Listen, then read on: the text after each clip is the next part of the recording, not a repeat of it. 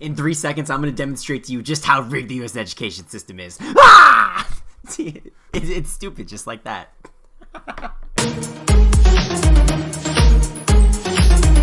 All right, now that I got your attention, I got a nice captive audience. Let's get into it. So imagine this, right? I drew these little eggs here, and these little eggs represent students, right? Student number 1 and student number 2. These are the different grade levels that the student will have, grade levels. And then this is the student's life after school. Now, who knows what their life will encounter after school, but it's their life, right? So whatever happens after school, whatever we want to qualify as success, or whatever happens.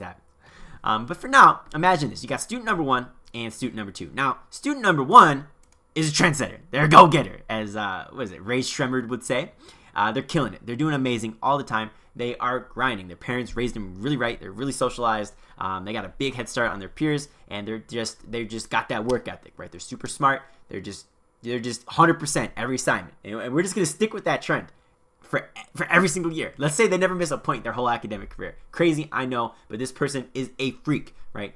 Person number 1 is amazing, right? So student number 1 is going to start off in kindergarten with the same as student number 2. Now, student number 2 may have not been prepared the best, and no fault of their own, right? They're just a little kid. They're like 5 years old, but maybe they weren't prepared enough for school.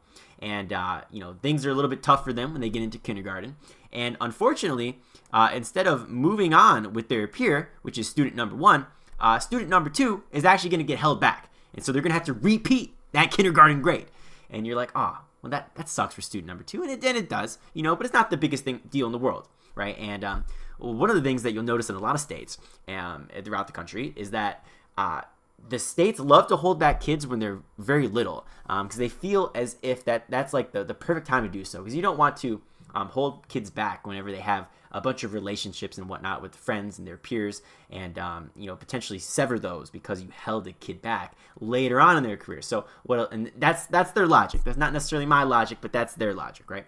And they feel as if that would be more beneficial earlier on, and so they tend to avoid it later on, right? And so let's say that student number 2 gets held back because student number 2, they're just not getting it, right? So student number 1 goes up to first grade here, and they're killing it still. They got 100% and everything. And student number 2, though, is now behind a year. They're behind 1 whole year. Now, is that the end of the world? No, it's not the end of the world for them.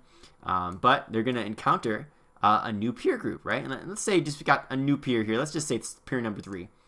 And peer number 3 is also going to be kind of like peer number 1. They're going to be super ambitious. They're going to be grinding 24/7, 100% on every single assignment going forward.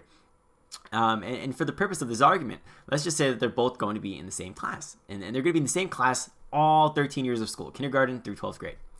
Now, student number 2, since they've already been held back 1 year, they're not going to get held back again. That almost never happens in places. It's very rare that you get held back more than once. It's almost never happens. And so imagine this. Student number 2 now, they're trying, right? But things aren't going so well for them, right? But they're getting pushed along because they already failed, and maybe they're able to correct themselves and learn a little bit more in kindergarten that next year. So now they're kind of doing all right. They're around average, right? Student number 3 is still killing it. Now they're in grade 1. Person number 1 goes to grade 2. And for the purpose of this argument, let's say they go all the way to graduation, and they're like valedictorian. So put a V for valedictorian. Well, now student number 2 and student number 3, we're still going through their life process. And so they start going through a couple grades, 2, 3, 4. And one of the things you'll notice is that unlike student number 3, student number 2 is falling behind a little bit. And, they're starting to get D's and F's, and it's pretty rare they get a higher grade than that. In the cases that they do, there's grade inflation, so it's not even really like they're mastering the content. They're sort of just getting passed along with these higher grades, and they go to take the state tests. They get to 4th grade, and they just bomb all the time. And so it's like, it's like, were those A's in English really A's if they're completely failing the state test and getting limited? It's like, yeah, probably not. It's like maybe for that class, but the class is way too easy, so we're not even really going to count that. Those classes where they do get some high grades, right? But in actuality, the classes that are really measuring their growth, and even if the ones where they're getting A's are measuring their growth, either way they're falling behind, and they're not doing as well as peer number 3. Well, peer number 2 is going to eventually start to notice. I don't know when they start to notice, but eventually throughout their career, let's say it's in 6th grade, for instance, they're going to start to notice, wait a minute. Wait a minute. I'm doing all this work, and I'm still moving on, but I'm getting F's. And so why would I do any work at all when person number 3 is doing way more work than me? They're getting straight A's, but we're in the same grade. I'm not getting held back. I got D's and F's. I'm not getting held back. Why would I keep doing work if I'm not getting held back? I'm in the same grade as him.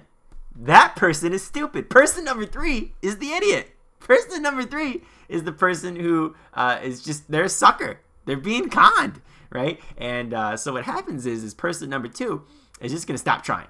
And they're just going to, get 5%, 10% in their classes all the way until they get to, honestly, probably around 11th grade, right? So we could even back that up a little bit, right? All the way until probably they get to around like 10th or 11th grade.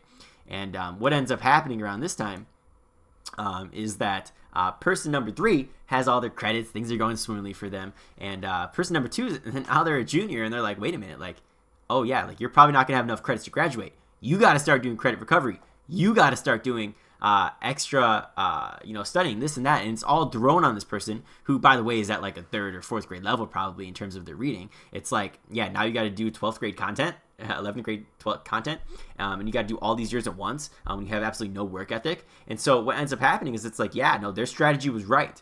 The student number 2 was right about their strategy moving forward. And in a lot of cases too, I should also add, summer schools, that doesn't really, like, first of all, 80% of schools only have summer school, more or less, right? And so like 20% of them don't have any summer school. So you're like, what is that about? I have absolutely no idea. But having said that, let's say you're part of the 80%. It's like summer school is still pretty much a joke. It's only like a few hours. It's like much more dumbed down. It's much more personalized. It's sort of like you just sort of like show up and you pass almost, more or less. I mean, that's been my experience, talking to people who've done summer school. It's very, very easy because it's like, look, you're only, you got like, I don't know how many hours. It's like you're only there maybe 20-something hours and you got to learn an entire year's worth of work. It's like, yeah, it doesn't really happen, It's like they sort of have to dumb it down a little bit. But anyways, they pass their summer schools occasionally if they have them. Sometimes they don't even go because the parents just don't want to send them or they opt out for whatever reason. And the schools ain't going to hold them back because they hate the idea of holding them back. And because they'll say like, well, look, if you retain students, their life outcomes are worse. It's like, well, it was the fact that the retention made their life outcomes worse, or was the fact that they were already on a worse trajectory to begin with, and the retention is just sort of what you noticed when you start actually tracking the data. It's like, wow, yeah, okay. So we won't even go into that, but I think there's a reasonable argument to be made that a lot of literature is ignoring that fact. But having said that, you will venture on. Eventually, you get 12th grade, and you're like, wait a minute, I'm not going to graduate. Oh, no, I'm not going to graduate. They're going back and forth. What do I do? Whereas person number 3, they're done. Graduated. They're valedictorian as well. Boom. But they did all that extra work that whole time.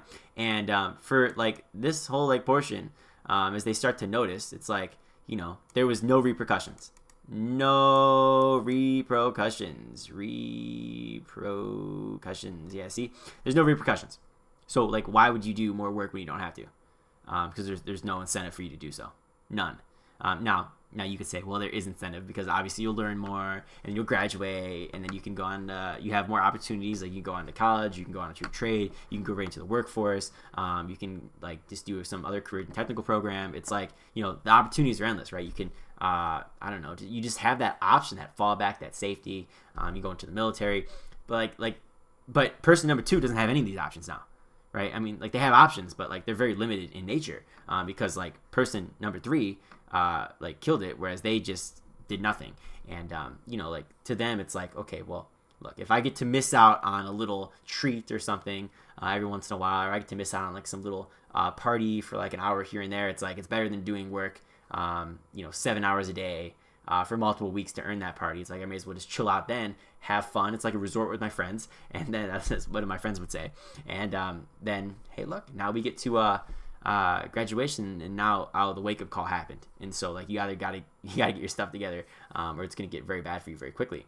And like not getting a diploma is not necessarily the end of the world, but it kind of is because a lot of places aren't going to hire you, and they're not going to, as I've always mentioned in other videos, they're not going to put their business on the line because for somebody who they don't think is a reliable worker, who's able to I guess effectively do the job. as well as just be reliable, show up on time, do what you need to. And so, a lot of the times what happens is too, like these kids who are number 2, like they weren't socialized properly.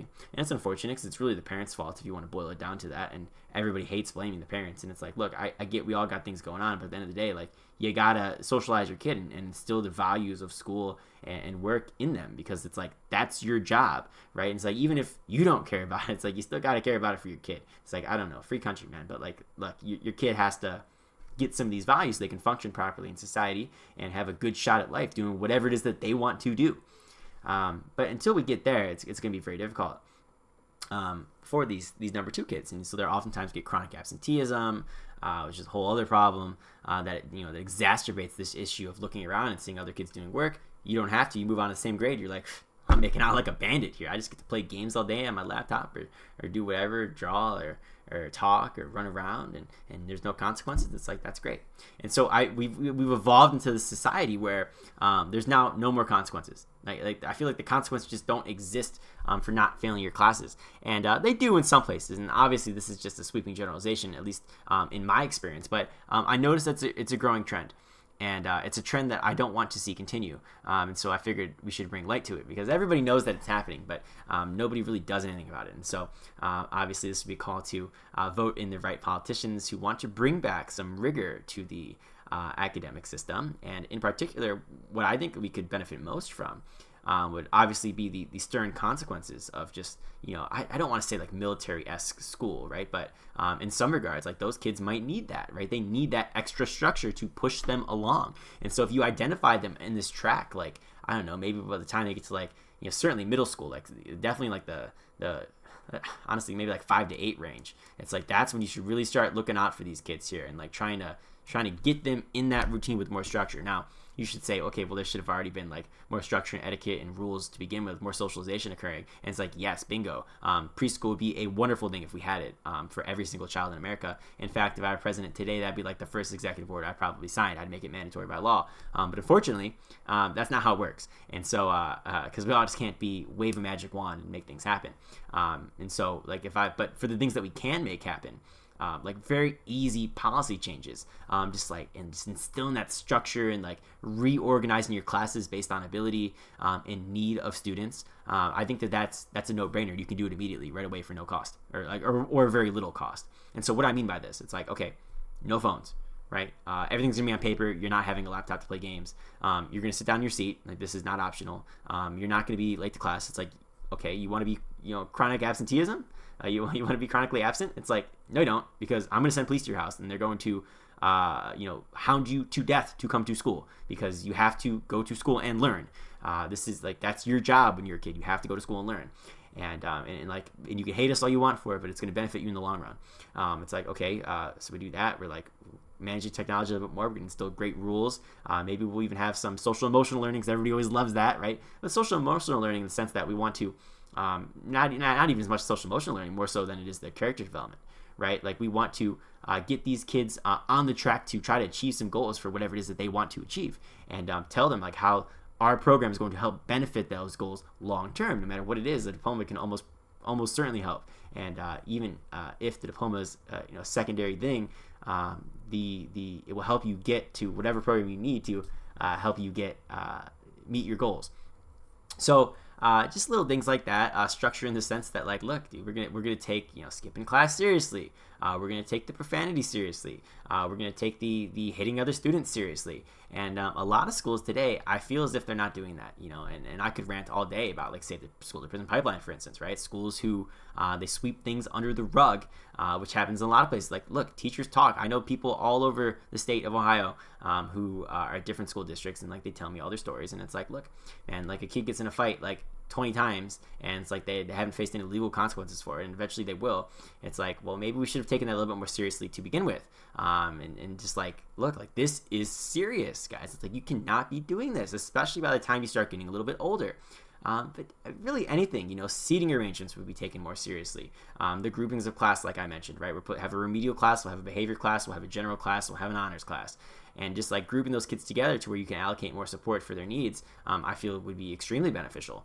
And so I guess all in all, I guess the big takeaway of this is like, look, some of these kids need more structure, right? Number 2, Had they been helped at when they were little, like 0 to 5, things probably would have been a little bit better for them. But unfortunately, that wasn't the case. And as we inherited this problem of them already being behind the curve by the time they got to kindergarten.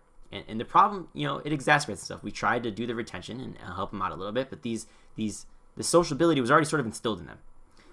The antisocial tendencies, in the sense that like maybe the work wasn't as serious, or maybe they're just a little bit behind academically. And so, like, anyways, these problems they come together, coalesce, and things get worse and worse.